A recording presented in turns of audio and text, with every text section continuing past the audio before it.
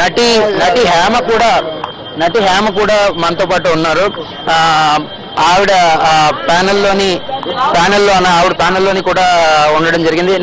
చెప్పండి హేమ గారు, ఎలా జరుగుతున్నాయి ఎలక్షన్స్? చాలా ప్రశాంతంగా, చాలా హ్యాపీగా జరుగుతున్నాయి. No controversy.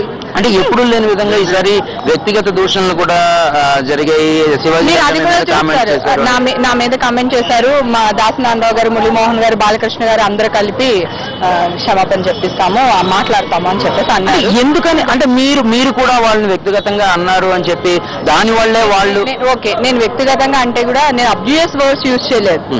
నాకు తెలుసుగా మాట్లాడడం నేను యూజ్ చేయలేదు. ఒక ఆడపిల్లనని చూడకుండా వాళ్ళు యూజ్ చేశారు, అది తప్పు. ఒకవేళ నేను మాట్లాడుంటే ఛానల్కి పిలిచి ఎందుకు హేమ ఇలా మాట్లాడావంట, ప్లీజ్ సారీ చెప్పమంటే వాళ్ళకి రాయల్టీగా ఉండేది. నేను పిచ్చిదాన్ని అయ్యేదాన్ని వెళ్ళి సారీ చెప్పేదాన్నేమో. ఇప్పుడు వాళ్ళు అట్లా మాట్లాడడం న్యాయం కాదు కదా. అంటే ఎప్పుడు లేని విధంగా అంటే ఈసారి మీరు మీడియాకి జరిగింది స్టార్ట్ అయిందంటే ఆ రోజు మీరు అందరూ ఉన్నారు మీడియా వాళ్ళు. నాగబాబు గారు మా సజెషన్కి అపార్ట్మెంటే లేదు, ఇల్లే లేదు అని కమెంట్ చేస్తే మీరు అందరూ వచ్చి నాగబాబు గారు మీకు ఇదే లేదంట కదా అని మీరు మమ్మల్ని అడిగారు, క్వశ్చన్ అడిగారు. గుర్తుందా? ఫస్ట్ ప్రెస్ మీట్ అప్పుడు నేను అడిగాను, అదేంటండి నాగబాబు గారు ప్రెసిడెంట్ గా ఉన్నాడు, అప్పుడు ఆయన ఇల్లు కొన్నారు, ఇట్లా జరిగింది లేదని ఆయన ఎలా చెప్తారా అన్నాను. దానికి హేమ హేమ మాట్లాడలేదు, ఆ అమ్మాయిని వెనకాల నుంచి మాట్లాడిస్తున్నారు, ముందు నుంచి గెలుస్తారు. నా సంగతి మీ అందరికీ తెలుసు. నాకు ఇక్కడ ఏదొస్తే అదే మాట్లాడతాను. శివాజీ రాజా గారిని కూడా ఏమన్నానంటే ఇంట గెలిచి రెట్ట గెలిచండి, ఇక్కడ వాళ్ళకి అందరికీ నేను దానం చేస్తున్నాను, హెల్ప్ చేస్తున్నాను అంటున్నారు, ఇంట్లో వాళ్ళు కూడా పెట్టండి ముందు, తర్వాత మాకు రండి అని చెప్పా. అదే ఆయన పర్సనల్ గా తీసుకున్నారు.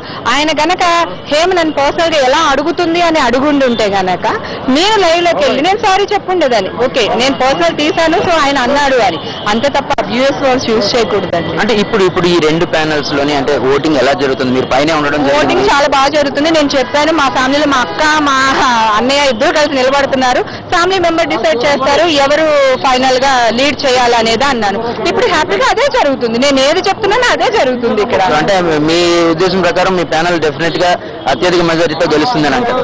100% గెలుస్తుందని నమ్మకంతోనే ఉన్నామండి, గెలుస్తాం. సో డెఫినెట్ గా అంటే మీరు చెప్పినటువంటి విషయాలు ఏవైతే ఉన్నాయో వాటిలన్నింటినీ కూడా మీరు సక్రమంగా నిర్వర్తించగలను అన్ని. నేను మాత్రం టీవీ మూలంగా నేను మాత్రం ఒకటి ప్రామిస్ చేశానండి, డైరెక్టర్లు రైటర్స్ ని అందరినీ రిక్వెస్ట్ చేసి మరీ పెద్ద పెద్ద విలన్ క్యారెక్టర్లు, పెద్ద ప్రకాష్ రాజు టైప్ క్యారెక్టర్స్ కాకపోయినా ఒక రోజు 2 రోజు వేషాలు, ఒక సీన్ 2 రోజుల సీన్లకి ముందు మా మెంబర్లకి ఇంపార్టెన్స్ ఇవ్వండి, తర్వాత మిగతా వాళ్ళది పెట్టుకోండి ఆప్షన్ అనేది.